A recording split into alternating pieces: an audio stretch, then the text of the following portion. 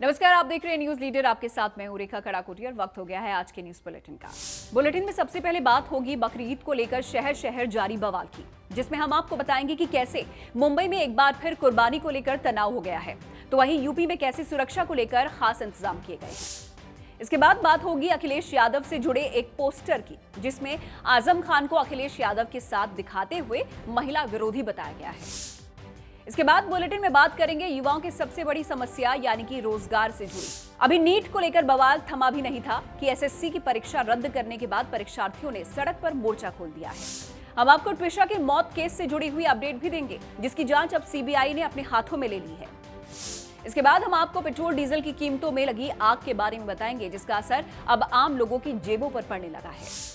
बकरीद से पहले देश भर में बढ़ी हलचल के बीच मुंबई के मीरा रोड से तनाव की तस्वीरें सामने आई हैं। कुर्बानी के लिए बनाए गए शेड को लेकर क्यों शुरू हुआ विवाद, क्या है ये पूरा मामला, इस रिपोर्ट में देखिए। बकरीद अभी आई नहीं है, लेकिन उससे पहले ही देश के कई शहरों में बवाल मचा है। मुंबई के मीरा रोड में बकरियों को रखने के लिए बनाए गए टीन शेड ने ऐसा बवाल खड़ा कर दिया कि पूरी सोसाइटी तनाव के घेरे में आ गई। एक टीन शेड से शुरू हुआ विवाद अब दो पक्षों के आमने सामने आने तक पहुंच गया। आरोप है कि मीरा रोड स्थित पूनम क्लस्टर सोसाइटी में विवाद की शुरुआत उस वक्त हुई जब कुर्बानी के लिए बनाए गए एक टीन शेड को नगर निगम ने हटा दिया। बताया जा रहा है कि स्थानीय लोगों की शिकायत के बाद प्रशासन ने कार्रवाई करते हुए शेड को ध्वस्त कर दिया। शेड हटने के बाद मामले ने तूल पकड़ लिया और दोनों पक्षों के बीच नाराजगी बढ़ने लगी। आरोप है कि रात में दोबारा उसी जगह पर शेड बनाने की कोशिश की गई। इसकी जानकारी मिलते ही स्थानीय लोग और कुछ संगठनों के कार्यकर्ता मौके पर पहुंच गए। देखते ही देखते दोनों पक्ष आमने सामने आ गए। पहले बहस हुई, फिर माहौल गरमाया और विवाद हाथापाई तक पहुंच गया। हंगामे की सूचना मिलते ही पुलिस भी मौके पर पहुंची। विवाद के दौरान एक दूसरे पर हमले के आरोप लगाए गए। पुलिस आसपास लगे सीसीटीवी कैमरों के फुटेज खंगाल रही है। अधिकारियों का कहना है कि जांच के आधार पर आगे की कार्रवाई की जाएगी। एक तरफ मुस्लिम पक्ष का कहना है कि वो नियमों के तहत ही कुर्बानी की तैयारी कर रहे थे, वहीं दूसरी तरफ सोसाइटी के लोगों का कहना है कि आवासीय परिसर के नियम सभी के लिए समान होने चाहिए। गंभीरता को देखते हुए मीरा भयंदर पुलिस ने पूरे इलाके में सुरक्षा बढ़ा दी है। सोसाइटी के बाहर और आसपास अतिरिक्त पुलिस बल तैनात किया गया है। हर गतिविधि पर नजर रखी जा रही है ताकि बकरीद से पहले किसी भी तरह की अप्रिय स्थिति पैदा न हो। मीरा रोड में एक शेड को लेकर शुरू हुआ विवाद अब कानून व्यवस्था की चुनौती बन गया है।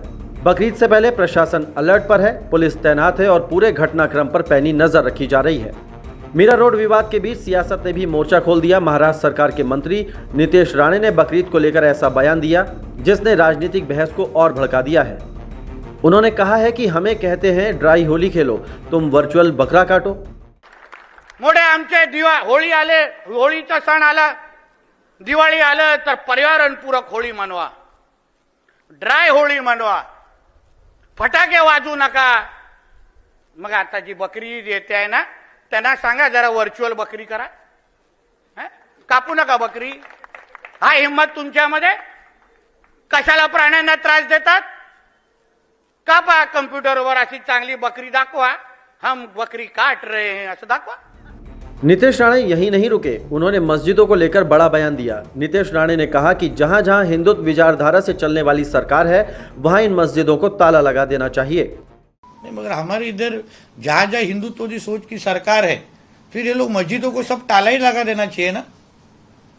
अगर तुमको सड़कों के ऊपर नमाज पढ़ना है तो मस्जिदों को ताला लगा देते, मदरसे बंद कर देते।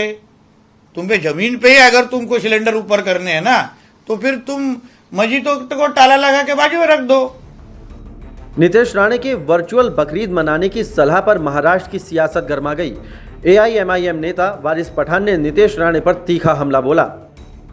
देखिए, इस्लाम के अंदर वर्चुअल टाइप का कुछ है ही नहीं भाई साहब। 1400 साल से हम बनाता था, फिर तो सबके ऊपर ये कायदा कानून लग जाना चाहिए कि जो भी त्योहार है सब वर्चुअली करो, सब कंप्यूटर पे ही करो ना, सब इंटरनेट पे करो। हर त्योहार इंटरनेट पे बनेगा, कोई रास्ते पे नहीं आएगा, कोई कहीं नहीं जाएगा, सारी चीज डांडिया राज भी फिर इसी पे खेला जाएगा इंटरनेट के ऊपर। क्या नहीं, तो ये इस्लाम में वर्चुअल कुछ है नहीं ना। काहे के इनका सटक गया दिमाग जो इस तरह की बकवासबाजी कर रहे हैं। नीतीश राणे के वर्चुअल बकरीद वाले बयान पर बीजेपी नेता हाजी अराफत शेख ने निशाना साधा। उन्होंने कहा कि नीतीश राणे को समझना पड़ेगा ये ईद का त्योहार है।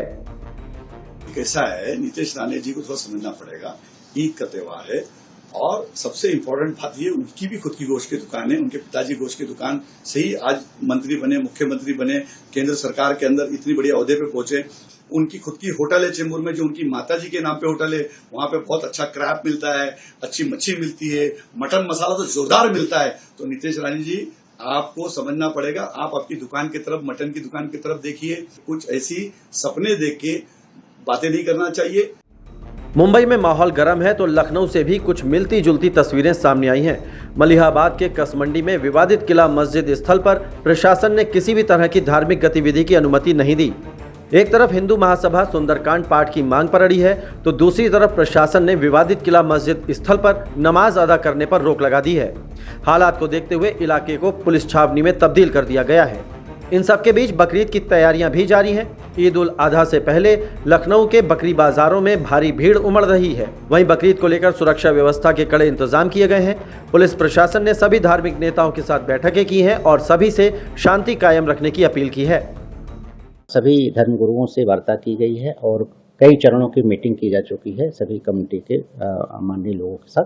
साथ में विभिन्न डिपार्टमेंट के साथ कोऑर्डिनेशन मीटिंग हो गई है और सभी तैयारियां अब अंतिम चरण में हैं और जो सुरक्षा प्रबंध है वो पूरे तरह से मुकम्मल किया जाएगा। और ये सभी को रिक्वेस्ट किया गया कि सोशल मीडिया पे कोई ऐसा कंटेंट ना डालें जिससे किसी की धार्मिक भावना आहत हो। और इस पूरी तैयारी को अंतिम रूप दिया जा रहा है। शीघ्र ही ये सारा जो है इंतजाम पूर्ण कर ये त्यौहार को सकुशल संपन्न कराया जाएगा। मुंबई में कुर्बानी पर टकराव, लखनऊ में विवादित स्थल पर पहरा और नेताओं के बयानों से गर्माती राजनीति। बकरीद से पहले देश के कई हिस्सों में हालात बेहद संवेदनशील हैं। प्रशासन अलर्ट पर है, लेकिन सबसे बड़ा सवाल यही है कि क्या त्योहार भाईचारे के साथ मनाया जाएगा या फिर विवादों की आग और भड़केगी। देश में एक वोट बैंक ऐसा है जिस पर हर पार्टी की नजर होती है और वो है महिला वोट बैंक। यूपी चुनाव से ठीक पहले इस वोट बैंक को लेकर कैसे पोस्टर के जरिए सियासी पारा चढ़ने लगा है, इस रिपोर्ट में समझिए। सबसे ज्यादा असुरक्षित महिलाएं, बेटियां, बच्चियां अगर कहीं हैं तो भारतीय जनता पार्टी की सरकार, उत्तर प्रदेश की सरकार में। आप सभी लोग महिलाओं के साप से साबित हैं।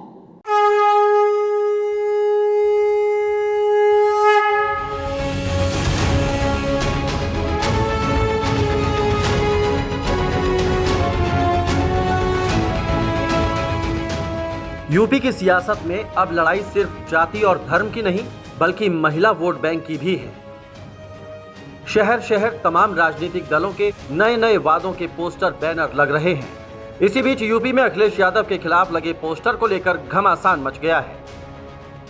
यूपी के नोएडा, गाजियाबाद, लखनऊ, कानपुर समेत कई शहरों में समाजवादी पार्टी के मुखिया अखिलेश यादव के खिलाफ पोस्टर और होर्डिंग्स लगाए गए हैं।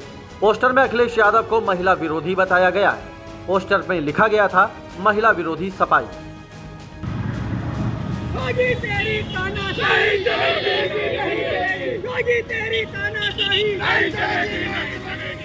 अखिलेश के खिलाफ लगे होर्डिंग के विरोध में सपा कार्यकर्ताओं ने कई जगहों पर जमकर हंगामा किया और पोस्टर जलाकर अपना गुस्सा जाहिर किया। समाजवादी पार्टी ने आरोप लगाते हुए कहा कि ये बीजेपी की सुनियोजित साजिश है। बीजेपी बिना किसी ठोस आधार के सपा प्रमुख की छवि खराब करने के लिए ऐसे हथकंडे अपना रही है।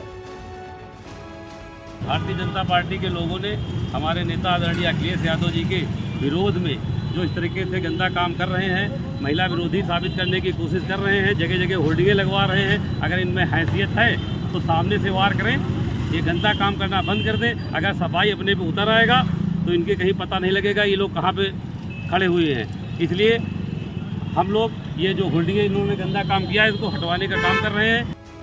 एक तरफ बीजेपी का पोस्टर है और दूसरी तरफ सपा का आरोप। अखिलेश यादव ने महिला वोटरों को लुभाने के लिए कई ऐलान किए हैं। अखिलेश यादव ने कहा था कि अगर 2027 में उनकी सरकार बनी तो गरीब महिलाओं को हर साल 40,000 रुपए की आर्थिक मदद दी जाएगी। इसके साथ ही समाजवादी पेंशन योजना को दोबारा शुरू करने और महिला हेल्पलाइन को मजबूत करने का वादा भी किया। लेकिन बीजेपी ने इसे सिर्फ चुनावी वादा बताया है। वहीं बीजेपी ने समाजवादी पार्टी के पुराने शासनकाल को लेकर पोस्टर के जरिए जमकर हमला बोला है। आंकड़े ये बताते हैं कि सबसे ज्यादा असुरक्षित महिलाएं, बेटियां, बच्चियां अगर कहीं हैं तो भारतीय जनता पार्टी की सरकार, उत्तर प्रदेश की सरकार में। यूपी में महिलाएं सिर्फ वोटर नहीं बल्कि हार जीत का फैक्टर तय करती हैं और इसी को देखते हुए आगामी चुनाव को लेकर बीजेपी की रणनीति साफ है। बीजेपी सुरक्षा और सरकारी लाभ के जरिए महिलाओं का भरोसा जीत रही है। उज्ज्वला योजना, मुफ्त राशन, महिला आरक्षण कानून और कानून व्यवस्था को बीजेपी अपने सबसे बड़े हथियार के तौर पर पेश कर रही है।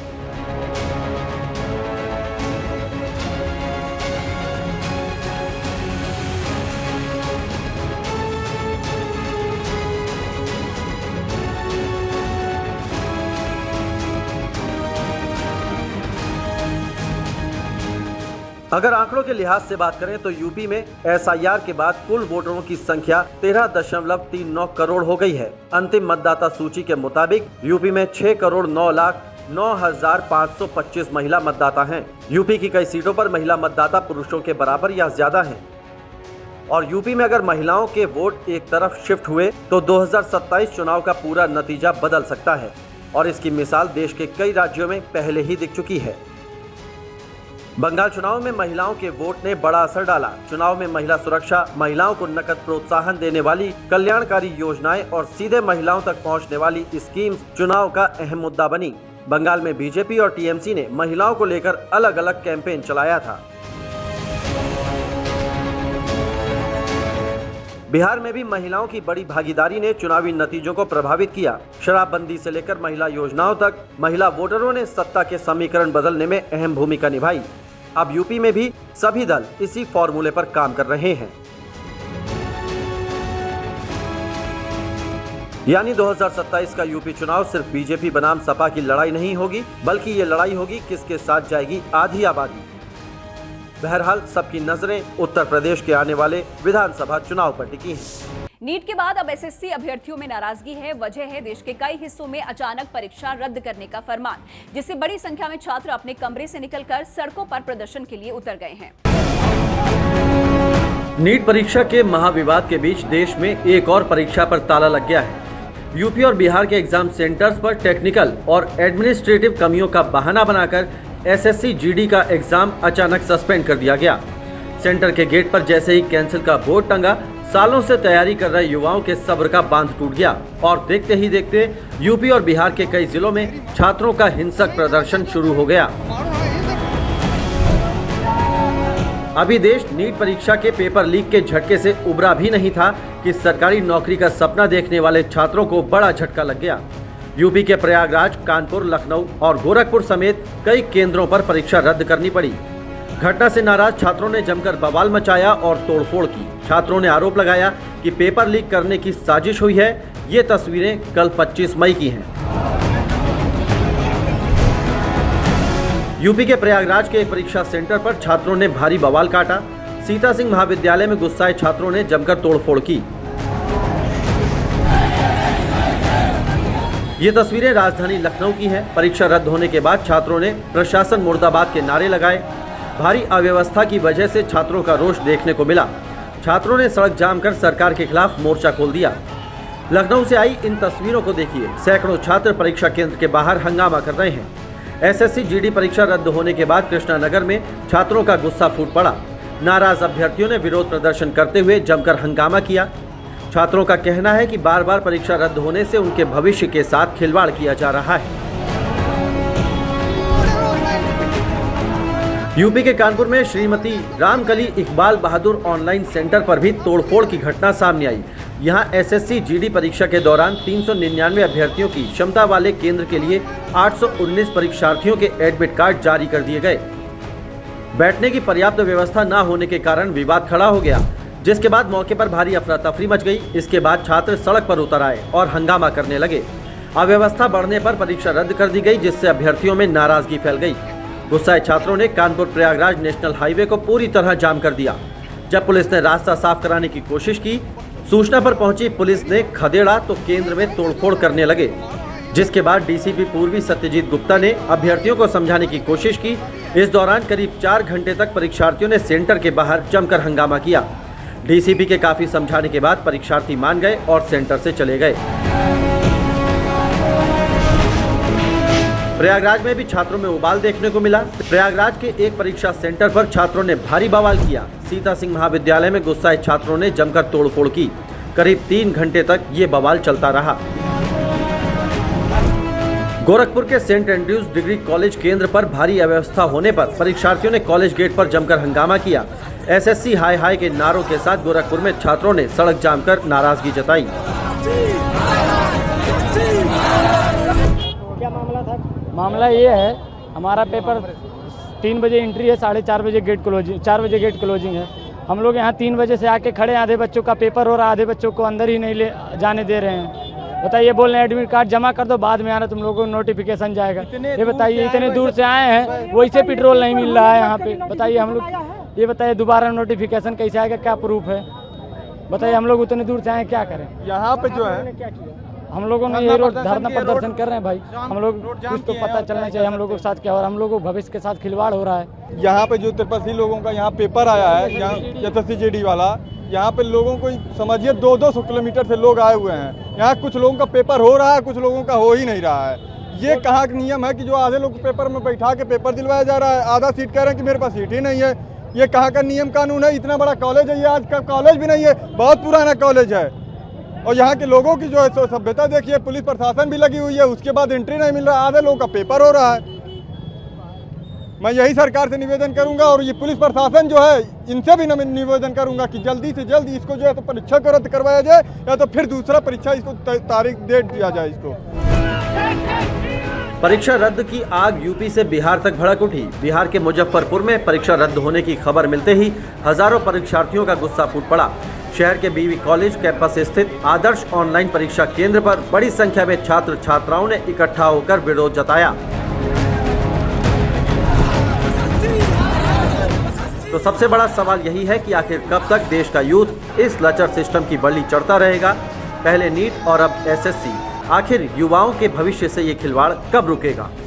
अब बात करते हैं भोपाल की मॉडल और एक्टर ट्विशा शर्मा की मौत के मामले की, जिसमें सीबीआई ने केस को अपने हाथों में ले लिया है और जांच शुरू कर दी है। जिसके बाद ये उम्मीद जताई जा रही है कि अब पीड़ित परिवार को न्याय मिलेगा। ट्विशा की मौत की गुत्थी अब सुलझ जाएगी। ट्विशा की मौत का केस सुलझाएगी सीबीआई, पीड़ित परिवार को इंसाफ दिलाएगी सीबीआई। हत्या या आत्महत्या, हर राज होगा बेपर्दा। सीबीआई का एक्शन, गुनहगारों को टेंशन। ये भोपाल का वही घर है जहां 12 मई को ट्विशा शर्मा की मौत हुई थी। ट्विशा शर्मा अपने ससुराल में घर की छत पर फांसी के फंदे से झूलती मिली थी। हत्या और आत्महत्या के बीच उलझी गुत्थी को सुलझाने के लिए अब मामले में सीबीआई की एंट्री हो गई है। 26 मई यानी आज सीबीआई की स्पेशल क्राइम यूनिट की टीम दिल्ली से भोपाल ट्विशा शर्मा की मौत के मामले की जांच करने पहुंची। सीबीआई ने पूरे घर की अच्छी तरह से पड़ताल की, साथ ही जहां ट्विशा की लाश मिली थी उस जगह को भी देखा। इससे पहले सोमवार को सीबीआई ने भोपाल पुलिस की ओर से दर्ज एफआईआर को री रजिस्टर किया और कटरा हिल्स थाने में उसके पति समर सिंह, सास रिटायर्ड जज गिरिवाला सिंह के खिलाफ केस दर्ज किया। साथ ही भोपाल पुलिस से केस डायरी, जरूरी दस्तावेज और दूसरे सबूत भी जुटाए। ट्विशा की मौत के मामले में सीबीआई एक्शन में है। इसे ऐसे समझिए, सीबीआई ने दहेज हत्या की धाराओं में केस दर्ज किया है। पुलिस की जांच में 20 लाख रुपए अतिरिक्त दहेज की बात सामने आई थी। इसी अतिरिक्त दहेज की मांग के आधार पर सीबीआई ने एफआईआर दर्ज की है। वो ट्विशा जिसके बड़े सपने थे, वो अचानक कैसे अपनी जिंदगी को यूं ही खत्म कर लेगी, ये बात परिवार वालों के गले नहीं उतर रही थी। ट्विशा की मौत के बाद से लगातार उसका परिवार आरोप लगा रहा था कि उनकी बेटी को ससुराल में प्रताड़ित किया जाता था, दहेज की मांग की जाती थी और 12 मई को उसके साथ हैवानियत की हदें पार कर दी गई, उसकी हत्या कर दी गई। मीडिया रिपोर्ट्स में दावा किया गया था कि 12 मई की रात करीब 10 बजे ट्विशा ने अपने मायके में फ़ोन किया था, 15 मिनट तक परिवार वालों से बात की थी और खुद पर हो रहे अत्याचार की जानकारी दी थी।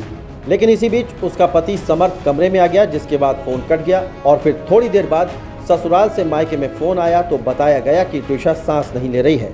ट्विशा ने फांसी लगा ली थी, जिसके बाद उसकी सास पूर्व जज गिरिवाला सिंह और पति समर सिंह उसे अस्पताल लेकर पहुंचे थे, जहां डॉक्टरों ने उसे मृत घोषित कर दिया था। ट्विशा के परिजनों के आरोपों को उसकी सास और पति ने नकार दिया था। साथ ही 7 दिन की रिमांड पर ट्विशा के पति समर सिंह ने पुलिस को पूछताछ में बताया था कि प्रेगनेंसी के बाद ट्विशा का बर्ताव बदल गया था। वो घरेलू नहीं, ग्लैमरस लाइफ जीना चाहती थी। 25 मई को पुलिस समर सिंह को जांच के लिए उसके घर लेकर पहुंची थी। बताया जा रहा है कि सीबीआई के केस अपने हाथ में लेने से पहले एक बार पुलिस सीन रिक्रिएट करने के लिए समर्थ को लेकर पहुंची थी। यहां समर सिंह और गिरिबाला सिंह से करीब 2.5 घंटे तक पूछताछ भी की गई। दूसरी ओर मध्य प्रदेश हाईकोर्ट ने ट्विशा के पिता नवनिधि शर्मा की याचिका पर सुनवाई करते हुए उसकी सास गिरिबाला सिंह को नोटिस जारी किया और 2 दिन के अंदर जवाब दाखिल करने को कहा। याचिका में ट्रायल कोर्ट से मिली अग्रिम जमानत को चुनौती दी गई थी। इस मामले में अब 27 मई को सुनवाई होगी। इससे पहले ट्विशा की मौत के मामले में सर्वोच्च अदालत ने स्वतः संज्ञान लिया था और इस मामले में मीडिया ट्रायल रोकने को कहा था। साथ ही सुप्रीम कोर्ट ने दोनों ही पक्षों से मीडिया में बयान देने से बचने की भी बात कही थी। सीजीआई ने कहा था कि इस मामले में न्यायपालिका की निष्पक्षता पर सवाल उठने से वो दुखी हैं, क्योंकि ट्विशा की सास गिरिबाला सिंह पूर्व जज हैं और पति वकील। ऐसे में ये कहा जाना कि न्यायपालिका आरोपियों को संरक्षण दे रही है, ये दुर्भाग्यपूर्ण है। हालांकि सुप्रीम कोर्ट में सुनवाई के दौरान मध्य प्रदेश सरकार की ओर से आरोप लगाया गया था कि ट्विशा की सास और पूर्व जज गिरिबाला सिंह जांच में सहयोग नहीं कर रही हैं। ट्विशा के परिवार की मांग पर दिल्ली एम्स की टीम ने उसका दोबारा पोस्टमार्टम किया, जिसके बाद 24 मई को उसका परिजनों ने नम आंखों से अंतिम संस्कार कर दिया। हालांकि अभी पोस्टमार्टम रिपोर्ट आने में वक्त लग सकता है, लेकिन ट्विशा की मौत को लेकर कुछ सवाल भी उठाए जा रहे हैं। ट्विशा के गले पर 2 निशान। दरअसल ट्विशा की पहली पोस्टमार्टम रिपोर्ट में दावा किया गया है कि उसके गले पर 2 समानांतर निशान पड़े हैं, यानी कि फंदा गर्दन पर 2 बार लपेटा गया मालूम पड़ता है। रिपोर्ट में मौत की वजह सुसाइड बाय हैंगिंग दर्ज की गई है। मायके वालों का दावा है कि फांसी के मामलों में ऐसे निशान कम मिलते हैं। फंदे की बरामदगी में देरी। बताया जा रहा है कि पहले पोस्टमार्टम के समय वो फंदा डॉक्टरों को नहीं सौंपा गया, जिससे उसने फांसी लगाई थी, और न ही वो फंदा पुलिस ने जब्त किया था। सवाल उठने के बाद पुलिस ने 15 मई को यानी कि 3 दिन बाद उस फंदे को बरामद किया, जबकि शव के साथ ही फंदे को जांच के लिए भेजा जाता है। शरीर पर चोट के निशान। ट्विशा के परिजनों ने आरोप लगाया कि उसके शरीर पर कई जगह चोट के निशान थे, जबकि मीडिया रिपोर्ट्स में दावा किया गया कि पहली पोस्टमार्टम रिपोर्ट में चोटों को लेकर सीमित जानकारी दी गई है। हायोइड बोन सुरक्षित मिली। फांसी के मामलों में हायोइड बोन या थायराइड कार्टिलेज प्रभावित होती है, जबकि ट्विशा की पहली पोस्टमार्टम रिपोर्ट में ये सुरक्षित बताई गई है। ट्विशा की लंबाई के अंतर पर सवाल। मीडिया रिपोर्ट्स में दावा किया गया है कि भोपाल एम्स में हुए पहले पोस्टमार्टम की रिपोर्ट में ट्विशा की लंबाई 166 सेंटीमीटर दर्ज है, जबकि परिजन उसे 172 सेंटीमीटर बता रहे हैं। यही वजह है कि ट्विशा के परिवार ने उसका दोबारा पोस्टमार्टम कराए जाने की मांग की थी। मीडिया रिपोर्ट्स में दावा किया गया है कि इस मामले से जुड़े कुछ और भी सवाल बाकी हैं, जिनके जवाब तलाशे जाने हैं। जैसे, क्या पोस्टमार्टम में नियमों का पालन हुआ? पोस्टमार्टम में जूनियर डॉक्टरों को क्यों शामिल किया गया? क्या महिला फॉरेंसिक डॉक्टरों को पैनल में नहीं रखा गया था? पोस्टमार्टम में रिश्तेदार डॉक्टर की मौजूदगी क्यों थी? नाखूनों के डीएनए सैंपल क्यों नहीं लिए गए? सवाल कई हैं, लेकिन अभी इनका जवाब किसी के पास नहीं है। आखिर ट्विशा ने अपनी जान क्यों दी या फिर उसे मार डाला गया, ये गुत्थी अभी सुलझना बाकी है। लेकिन क्या ये मान लिया जाए कि ट्विशा के परिवार को अब इंसाफ मिलकर ही रहेगा? क्योंकि इससे पहले भी कई हाई प्रोफाइल केस हैं जिनमें सीबीआई ने जांच की, लेकिन अभी भी सच सामने नहीं आ पाया है। वो केस कौन से हैं, अब ये भी जान लीजिए। आरजी कर रेप मर्डर केस। तारीख 9 अगस्त 2024, जगह कोलकाता। सेमिनार रूम में ट्रेनी डॉक्टर का शव मिला था। पोस्टमार्टम में रेप और मर्डर की पुष्टि हुई थी। 10 अगस्त 2024 को सिविक वॉलंटियर संजय रॉय गिरफ्तार हुआ था, जबकि 12 और 13 अगस्त 2024 को कलकत्ता हाईकोर्ट ने इस केस को सीबीआई को ट्रांसफर किया था। 14 अगस्त 2024 को कोलकाता पुलिस ने संजय रॉय को सीबीआई को सौंप दिया था। 18 जनवरी 2025 को सियालदह कोर्ट ने संजय रॉय को दोषी माना था। 20 जनवरी 2025 को संजय रॉय को उम्र कैद हुई और 50,000 का जुर्माना लगा।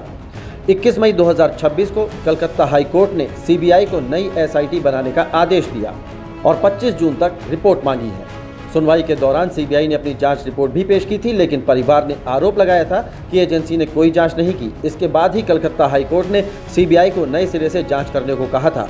आरजी कर के अलावा एक और हाई प्रोफाइल केस ऐसा है जिसकी जांच सीबीआई कर रही है, वो है उत्तराखंड का अंकिता भंडारी मर्डर केस। तारीख थी 24 सितंबर 2022, जगह ऋषिकेश। अंकिता भंडारी का शव चिल्ला नहर से बरामद हुआ। पौड़ी में वनंतरा रिजॉर्ट में अंकिता रिसेप्शनिस्ट थी। 24 सितंबर 2022 को इस मामले में एसआईटी का गठन हुआ, जिसके बाद पुलकित आर्य और उसके 2 अन्य साथी गिरफ्तार हुए।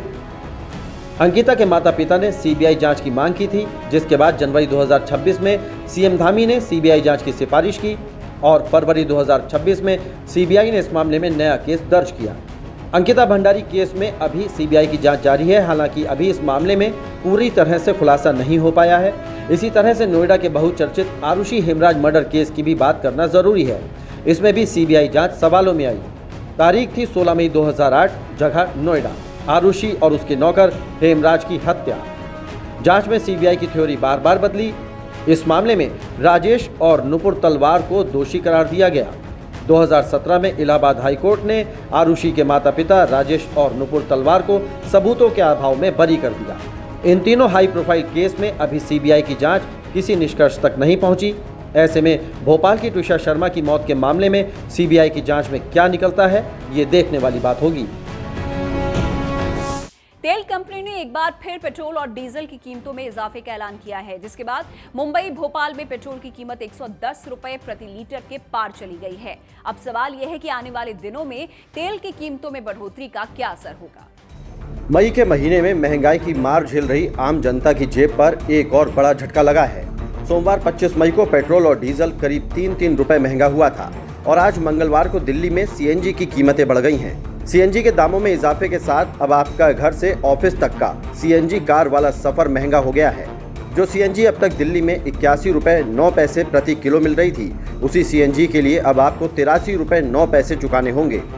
रेट तो बढ़ते चले जा रहे हैं। हमारे लोग के ओला उबर के किलोमीटर के रेट नहीं बढ़ रहे हैं। क्लाइंट बैठते हैं एसी 4 नंबर पे चला दो, हमें तो प्रॉब्लम होती है। हमारी गाड़ियाँ तो दिक्कत में है, खर्चे पूरे नहीं हो रहे। गाड़ी की दिहाड़ी 700-800 देनी होती है। गाड़ियों के रेट बढ़ नहीं रहे हैं, सीएनजी के हफ्ते में रेट बढ़ रहे हैं। ये जनता की घोटाले वाली बात है, जनता को परेशान करने वाली बात है। पेट्रोल डीजल गैस के दाम बढ़ रहे हैं, लेकिन हमारी जो कमाई है उसमें कोई मुनाफा नहीं हो रहा। ना इसके रेट बढ़ाई जा रही, ओला उबर रैपिडो में इसकी रेट और कम होती जा रही है, बल्कि बढ़ाने की बजाय। और सीएनजी है और पेट्रोल डीजल इनके रेट बराबर बढ़ते जा रहे हैं। डीजल और सीएनजी महंगी हो गई है, लगातार हमारा धंधा उतना ही है। सीएनजी महंगी हो गई है, इस चक्कर में हमारा धंधा घर का भी सब कुछ देखना, पैसा बच नहीं रहा है। और सीएनजी मिलने में टाइम लग रहा है, बहुत टाइम से मिलती है, 2-2 घंटे हो जाती है, बराबर नहीं मिल रही है सीएनजी। बहुत ही ज़्यादा दिक्कत आ रही है। 2-2 घंटे लाइन में लगने के बाद भी ये हालात है कि यहाँ पहुँचते पहुँचते सीएनजी खत्म हो जाती है। 3-3, 4-4 फ्यूल पंप पे जा रहे हैं तो भी कोई व्यवस्था नहीं है, नहीं मिलती है। आए दिन पैसे बढ़ रहे हैं, कोई सेंस नहीं निकल रहा है। कमाने के बावजूद भी मतलब घर शाम को घर जाते हैं तो ऐसा लगता है कि मतलब कुछ नहीं बचा। सीएनजी के दाम बढ़े हैं तो लोगों की टेंशन भी बढ़ी है, क्योंकि अब आपको कार में सीएनजी भरवाने के लिए पहले से ज्यादा जेब ढीली करनी होगी। सीएनजी के दाम बढ़ने का ये सिलसिला कोई 1-2 दिन का नहीं है, बल्कि आधा मई का महीना बीतने के बाद से ही इसके दामों में बढ़ोतरी शुरू हो गई थी। आज 26 मई को सीएनजी के दाम 2 रुपए बढ़ाए गए हैं। इससे पहले 23 मई को सीएनजी की कीमतें 1 रुपए प्रति किलो बढ़ी थी। 17 मई को सीएनजी के दाम 1 रुपए प्रति किलो बढ़े थे और 15 मई को सीएनजी 2 रुपए प्रति किलो महंगी हुई थी। ऐसे दाम बढ़ते जाएंगे तो फिर आदमी कैसे काम करेगा बताइए। अब गाड़ी है हमारे पास गाड़ी है, गाड़ी बेचनी पड़ेगी सारी, अब बेच के जाना पड़ेगा ऐसे वापस घर की तरफ। बच्चे पालने भारी बात होगी, किस्त निकलने आम बात हो रही है। गाड़ी खींचने की नौबत आ रही है, गाड़ी उनकी किस्त नहीं निकल पा रही। हर रोज पैसे बढ़ रहे, किराया बढ़ नहीं रहा। हम लोग का रेट बढ़ नहीं रहा है और प्रतिदिन बढ़ता चला जा रहा है सीएनजी का रेट। इससे तो हम लोग को तो टैक्सी वालों को सारे नुकसान ही नुकसान है। जिस हिसाब से सरकार सीएनजी पे पैसा बढ़ा रही है उस हिसाब से सरकार को भाड़ा भी बढ़ाना चाहिए ना। जैसे हम लोग अभी हड़ताल करते हैं, परेशानियां होती हैं, गाड़ियां इतनी सारी बढ़ रही हैं, तो उस पर भी थोड़ा नज़र डालें। जैसे सीएनजी पे नज़र डाल दिया कर, रात को बोल दिया कि सुबह पैसा बढ़ गया 2 रुपये 4 रुपये जो भी है, उस हिसाब से हमारा भी 2-5 रुपये बढ़ना चाहिए ना सर। गैस के चक्कर में तो सर महामारी हो रहा है। रेट तो वही है, सेम का सेम रेट है, कमाई वही है, सेम है। हर चीज़ की महंगाई बढ़ रखी है। कुछ भी लेने जाओ हर चीज़ पे 10 रुपये 20 रुपये बढ़ गया है। ये ओला वगैरह चलता है, उसमें तो इतना कम किराया है तो हमारा जो है वो ही नहीं दे रहे। तो 15 मई से लेकर अब तक यानी आज 26 मई तक सीएनजी के दाम 6 रुपए प्रति किलो बढ़ गए हैं। अगर पेट्रोल डीजल की बात करें तो ये 11 दिन में करीब 8 रुपए महंगा हो गया है। और इन कीमतों के बढ़ने के पीछे की वजह है मिडिल ईस्ट में चल रही जंग। इस जंग की वजह से कच्चे तेल और गैस की कीमतों में बढ़ोतरी हुई है और इसका असर हमारे देश पर भी पड़ रहा है। और यही कारण है कि हम देख रहे हैं कि पिछले 11 दिनों में पेट्रोल डीजल से लेकर सीएनजी तक सब कुछ महंगा हो गया है। सबसे जरूरी बात, सीएनजी की कीमतों में 2 रुपए प्रति किलो की इस नई बढ़ोतरी की सबसे ज्यादा मार दिल्ली में कमर्शियल गाड़ी चलाने वालों पर पड़ने वाली है। दिल्ली एनसीआर में ऑटो टैक्सी, स्कूल वैन और प्राइवेट कारों में सीएनजी का सबसे ज्यादा इस्तेमाल होता है और अब सीएनजी महंगी होने से ऑटो टैक्सी का किराया आने वाले दिनों में बढ़ेगा और माल ढोने वाली वो गाड़ियां जो सीएनजी से चलती हैं उन पर भी इसका असर दिखेगा और इससे रोजमर्रा की चीजों के दाम बढ़ेंगे और आपके किचन का बजट बिगड़ेगा। अब बात करते हैं लखनऊ की। लखनऊ के बार एसोसिएशन का एक वीडियो इस वक्त सोशल मीडिया पर जबरदस्त तरीके से वायरल हो रहा है और इस वीडियो में देखा जा सकता है कि वकीलों को लाठी बांटी जा रही है। बताया जा रहा है कि बार एसोसिएशन की बैठक का ये वीडियो है और ये वीडियो वायरल हुआ है तो इसकी खबर कोर्ट तक भी पहुंची और इलाहाबाद हाईकोर्ट की लखनऊ बेंच ने इसका संज्ञान लिया और हाईकोर्ट ने सवाल करते हुए वकीलों से पूछा, क्या लाठियां बांटकर प्रशासन को सही काम करने से आप रोक लेंगे? कोर्ट ने कहा कि मामले में आपराधिक अवमानना की कार्रवाई पर विचार करेंगे। दरअसल ये पूरा मामला सिविल कोर्ट परिसर के आसपास अवैध कब्जे हटाने का है। अवैध कब्जे हटाए जाने के मामले में सोमवार को हाईकोर्ट लखनऊ बेंच में सुनवाई हुई और इस दौरान हाईकोर्ट ने टिप्पणी करते हुए कहा कि आप लोग क्या समझते हैं, लाठियां बांटकर आप प्रशासन को सही काम करने से रोक लेंगे? हाईकोर्ट ने यह भी कहा कि पिछले एक हफ्ते से जिला कोर्ट का कामकाज ठप करके रखा गया है। इन सभी तथ्यों के आधार पर हम आपराधिक अवमानना की कार्रवाई शुरू करने पर विचार करेंगे। मामले में विस्तृत आदेश बाद में लिखाने की बात हाईकोर्ट ने कही है।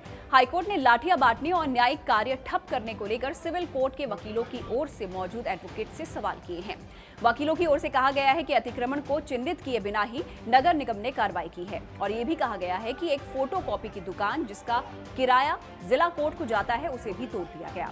हाईकोर्ट ने कहा है कि हमें घटना की जानकारी है। साथ ही कोर्ट ने यह भी कहा है कि वो दुकान दुर्घटनावश टूट गई थी, लेकिन अब संबंधित दुकानदार को वही दूसरी दुकान आवंटित कर दी गई है। आज के लिए बस इतना ही, लेकिन बाकी देश दुनिया की तमाम बड़ी खबरों के लिए आप देखते रहिए न्यूज़ लीडर।